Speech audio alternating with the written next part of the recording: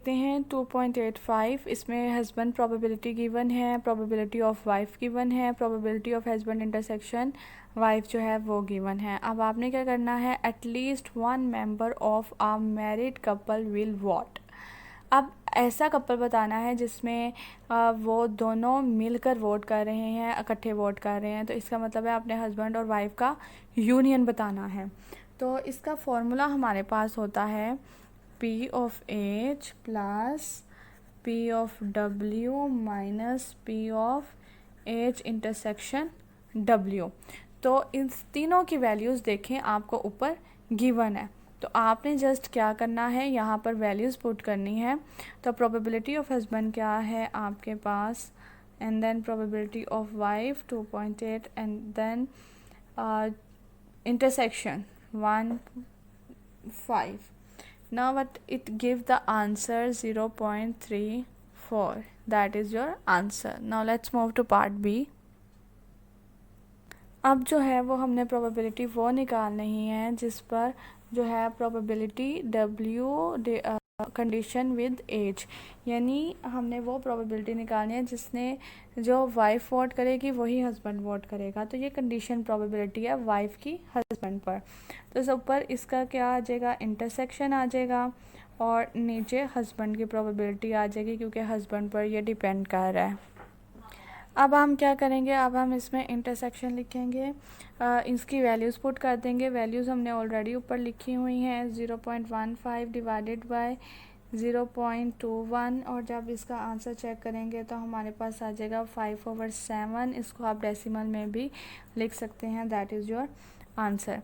उसके बाद हमारे पास जो पार्ट नंबर सी है उसको आप देखें, आप ये था कि हस्बैंड उसको वोट करेगा जिसको वाइफ वोट नहीं करेगी। तो इसका मतलब है आपने कंडीशन निकालनी है हस्बैंड की वाइफ ना वोट करने पर। तो वाइफ का नाम वोट डैश से आप शो करेंगे। तो इसका फॉर्मूला आपके पास क्या बन जाता है, अगेन ये कंडीशन प्रोबेबिलिटी है, तो कंडीशन प्रोबेबिलिटी वाला फॉर्मूला आप जो है वो यहाँ पर पुट करेंगे। अब मेरे पास W नहीं है, तो सबसे पहले मैं क्या करूँगी, W है, W डैश नहीं है, वो वाइफ्स निकालूंगी जो कि हस्बैंड जो कि वोट नहीं कर रही हैं। तो 1 माइनस करूँगी, टोटल प्रोबेबिलिटी में से उनको मैं माइनस कर दूँगी, तो मेरे पास वो प्रोबेबिलिटीज़ आ जाएंगी जो कि वोट नहीं कर रही हैं। तो उसके बाद जो है मैं इस इक्वेशन के अंदर अपनी इक्वेशन नंबर 1 के अंदर जब वैल्यूज़ पुट करूँगी तो मेरे पास आंसर आ जाएगा। आप यहाँ पे लिख सकते हैं पुट इन इक्वेशन 1, तो मेरे पास आंसर आ जाएगा। इसका इंटरसेक्शन जो है वो देख लेंगे हम, तो फिर हमारे पास आंसर आ जाएगा 0.06 डिवाइडेड बाय जो है इसकी प्रोबेबिलिटी से, तो that is 0.72, that is equal to 1/12। That is your answer. So this question is completed. आपके पास क्वेश्चन नंबर है 87 क्वेश्चन बिल्कुल 86 की तरह है। आपको लाइसेंस प्लेट की प्रोबेबिलिटी गिवन है और आपको probability of A probability of B दोनों गिवन है। जैसा कि मैंने यहाँ पे लिख दिया, प्रोबेबिलिटी ऑफ ए जो है that is equal to 0.12 and probability of B is equal to 0.28 and their intersection is equal to 0.09. Now you have to find probability B on A then probability A on B by statements। ठीक है, आप इन statements को अच्छी तरीके से पढ़ें तो आप लोगों को पता चल जाएगा। ये हम ये क्वेश्चन जो हैं वो किए हैं। अभी हम क्या करने लगे हैं, अभी हम इसका फॉर्मूला लिखने लगे। तो इसका फॉर्मूला जो होता है B, यहाँ A आ जाएगा divided by probability of A। अब इंटरसेक्शन मुझे गिवन है, अच्छा A इंटरसेक्शन B कर लें तो भी मेरे पास 0.9 ही इसका कॉमन पॉइंट आएगा, या B इंटरसेक्शन A कर लें तब भी इसका कॉमन पॉइंट जो है वो यही आएगा। अब साथ में आप क्या करेंगे, 0.09 डिवाइडेड बाय A प्रोबेबिलिटी, इसका आंसर आ जाएगा आपके पास। और देन यहाँ पर भी आप फॉर्मूला लिखेंगे, ये भी वही वाला फॉर्मूला है, प्रोबेबिलिटी ऑफ B लिखेंगे। ठीक है, उसके बाद ये भी इसका भी जो इंटरसेक्शन है वो यही रहेगा और इसकी प्रोबेबिलिटी आ जाएगी 0.28 एंड देन इसका आंसर आ जाएगा। फिर थर्ड में आपको मेंशन है कि आपने वो प्रोबेबिलिटी निकालनी है जहाँ पे ना ही आप लाइसेंस दे रहे हैं, ना ही आप जो है वो कनाडा लाइसेंस अप्लाई कर रहे हैं या उसकी जो है वहाँ पे रह रहे हैं। तो फिर आप क्या करेंगे, B dash union A dash या ए यूनियन बी डैश आप कह सकते हैं, इट्स डजेंट मैटर। तो आपने क्या करना है, 1 माइनस इनका इंटरसेक्शन जो है वो माइनस कर देंगे तो आपके पास यूनियन वाली टर्म आ जाएगी। वो टर्म आ जाएगी जिसमें आप जो है वो ना जो है वो लाइसेंस की प्रोबेबिलिटी आएगी और ना ही जो है प्रोबेबिलिटी ऑफ बी या किसी और चीज़ की प्रोबेबिलिटी आएगी। आपके पास रिमेनिंग जो बच जाएगा वो ही आपके पास वो होगा जिसमें आप प्रोबेबिलिटी अप्लाई ही नहीं कर रहे, बाकी जो है आपके पास वैल्यूज़ आ जाएंगे। इसका आंसर कैलकुलेट करने से आ रहा है मेरे पास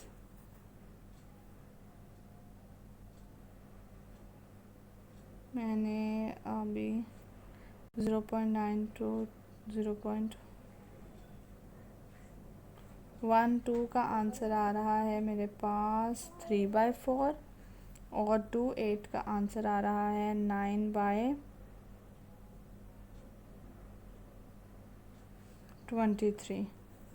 ठीक हो गया। और इसका जो है वो मेरे पास आंसर आ रहा है 0.91। That is your answer. Thank you.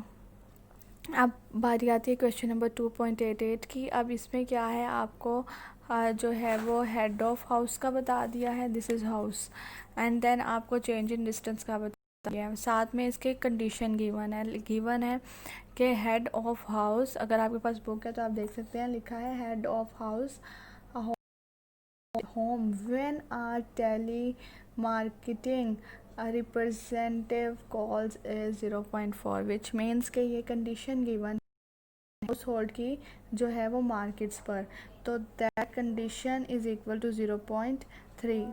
और अब आपने मालूम क्या करना है, फिर आपको एक करना है 0.3 और फिर आपको मालूम क्या करना है, find the probability of head and good. ठीक है, गुड्स, यहाँ पर जो गुड्स है वो चीज़ों वाला गुड्स यूज़ हुआ है, तो इसका मतलब आपने इंटरसेक्शन निकालना है, आपने इन दोनों की प्रोबेबिलिटी निकालनी है। तो कंडीशन भी प्रोबेबिलिटी भी गिवन है, तो कौन सा फार्मूला यूज़ करें। अगेन हमने इस चैप्टर में पढ़ा ही कंडीशन वाला फार्मूला है और इसके इंडिपेंडेंट वैल्यूज़ वाले फार्मूलाज पढ़े हैं और इसी को के अप टू के तक लेके जाके पढ़ा है। तो लिहाजा जाहिर सी बात है यही कंडीशन वैल्यू वाला फार्मूला आएगा। वैसे भी कंडीशन का गिवन है, कंडीशन की बात की जा रही है। तो अब हमने क्या निकालना है, हमने इंटरसेक्शन निकालना है, तो ये इधर आके क्या हो जाएगा, मल्टीप्लाई। तो यहाँ पे मैं लिखूँगी hence the formula becomes PH intersection C is equal to PC divided by H dot P of H। अब कंडीशन लिख लूँगी जो मुझे पहले गिवन है और यहाँ पर मैं जो है वो गिवन है, तो इन दोनों को मैंने मल्टीप्लाई किया तो मेरे पास आ जाएगा 0.12। दैट इज़ आवर आंसर और हमने इंटरसेक्शन ही मालूम करना था। नेक्स्ट क्वेश्चन हमारे पास है 2.89। अब इस क्वेश्चन में क्या है, वो डॉक्टर्स गिवन है, वो प्रोबेबिलिटी गिवन है जिसमें डॉक्टर्स जो है वो करेक्ट डायग्नोज करते हैं कि इस बच्चे को क्या, इस पेशेंट को जो है वो क्या प्रॉब्लम है, और जो है आपने इनकरेक्ट डायग्नोज जो है वो मालूम करना है। और उसके बाद बी प्रोबेबिलिटी आपको गिवन है जिसमें पेशेंट्स जो हैं वो लॉ सूट पहन कर जो है वो दाखिल होते हैं रूम के अंदर। तो अब आपने वो ये गिवन है प्रोबेबिलिटीज़ एक करेक्ट डायग्नोज की, साथ में पेशेंट्स की जो कि लो सूट के साथ एंटर होते हैं। अब आपने निकालना है लो सूट के साथ वो पेशेंट्स जो एंटर होते हैं और जिनको डॉक्टर गलत डायग्नोज करते हैं, गलत बीमारी सजेस्ट कर देते हैं। ठीक है, ये चीज़ हमारा काम है और इसको मैंने ए से शो किया है, इसको मैंने बी से शो किया है और आपके क्वेश्चन के मुताबिक इसकी प्रोबेबिलिटी है 0.7 और इसकी प्रोबेबिलिटी है 0.9। ठीक है, अब आपने इसको लेके जो है वो आगे चलना है। तो हमने कंडीशन क्या निकालनी थी, कंडीशन मैंने निकालनी है कि जो गलत डायग्नोज करते हैं इन्हीं पेशेंट्स का, इन्हीं सूट वाले पेशेंट्स का। तो B condition with A dash मैंने निकालना है। ये मैंने इसका फॉर्मूला लिख लिया। अब इस फॉर्मूला में से जो मैंने इंटरसेक्शन निकालना है, चूँकि मैंने इनका कॉमन निकालना है, वो मैं सेपरेट कर लूँगी। ये दोनों क्या हो जाएंगे, यहाँ पर मल्टीप्लाई हो जाएंगे, सेम जैसे हमने अबव किया है क्वेश्चन। लेकिन ऊपर वाले क्वेश्चन में क्या था, मुझे ये भी गिवन था, ये भी गिवन था। इस क्वेश्चन में मुझे ये कंडीशन गिवन है, ठीक है, ये कंडीशन मुझे गिवन है। 0.3 आपकी बुक में लिखा हुआ है, आप इसको रीड आउट कर सकते हैं। लेकिन मुझे क्या गिवन नहीं है, पी ए डैश गिवन नहीं है। तो मैं कैसे इसको निकालूंगी, ये चीज़ गिवन है, ठीक है, ये चीज़ गिवन है। तो मेरे पास ये चीज़ गिवन नहीं है और ये इसकी प्रोबेबिलिटी क्या है, 1 है। तो जब मैं यहाँ पर देखें, मैंने यहाँ पे किया हुआ है, जब मैं 1 माइनस पी बाय ए करूँगी तो फिर मेरे पास आ जाएगा 1 minus 0.7 that is equal to 0.3। तो इसकी वैल्यू मैंने यहाँ पर 0.3 लिख दी। अब इन दोनों को मल्टीप्लाई करूँगी तो मेरे पास जो आंसर है वो आ जाएगा, ठीक है। चूँकि 1 गिवन है, 1970 एंड 1990। और आपको ये बता दिया है कि 11% of American completed 4 years of college, ठीक है, और 43 उनमें से वीमेन थी और बाकी जो थे वो मेन होंगे।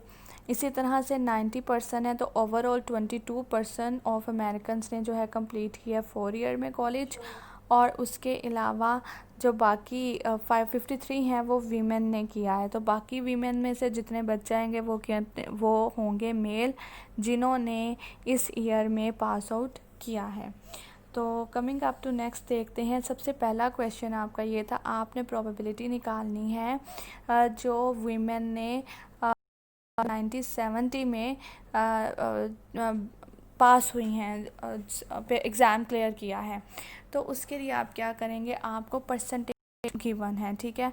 आप ये बात याद रखेंगे, कभी भी प्रोबेबिलिटी परसेंटेज में नहीं होती, कभी भी प्रोबेबिलिटी जो है वो 1 से बड़ी नहीं होती और 0 से छोटी नहीं होती, नेगेटिव नहीं होती।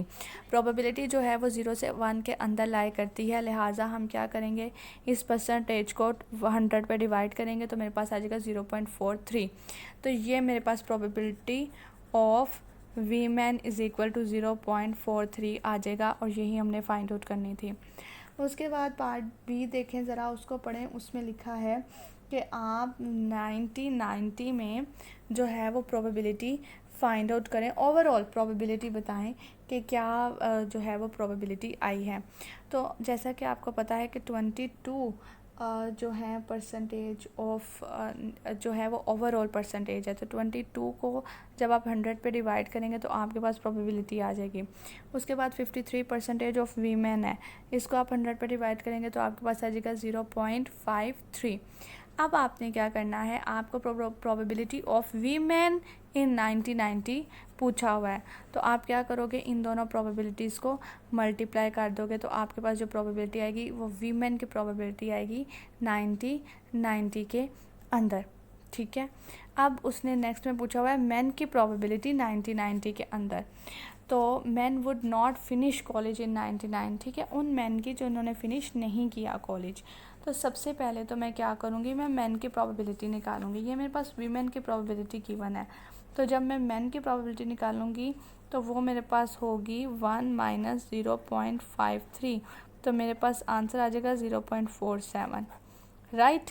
तो जिस तरह से मैंने इन दोनों को मल्टीप्लाई करके प्रोबेबिलिटी वीमेन की निकाली है, इसी तरह से जो मेल का मेरे पास आंसर आया है उसको मैं मल्टीप्लाई करूँगी 0.22 से, तो मेरे पास जो प्रोबेबिलिटी है वो मेन की आ जाएगी। लेकिन उन्होंने कहा है कि आपने वो निकालनी है जिन्होंने फिनिश नहीं किया, तो उसके लिए हम कॉम्प्लीमेंट लेते हैं। तो कॉम्प्लीमेंट का क्या फॉर्मूला है, 1 माइनस जो है वो प्रोबेबिलिटी। तो इसी तरह से 1 माइनस इन दोनों का प्रोडक्ट करूँगी तो मेरे पास आ जाएगा 0.90। ये मेन की प्रोबेबिलिटी आ जाएगी जिन्होंने कॉलेज फिनिश नहीं किया। I hope you understand it. So here we completes our 5 questions. It's from 86 to 90. If you like my video, please subscribe it and share it also. Thank you.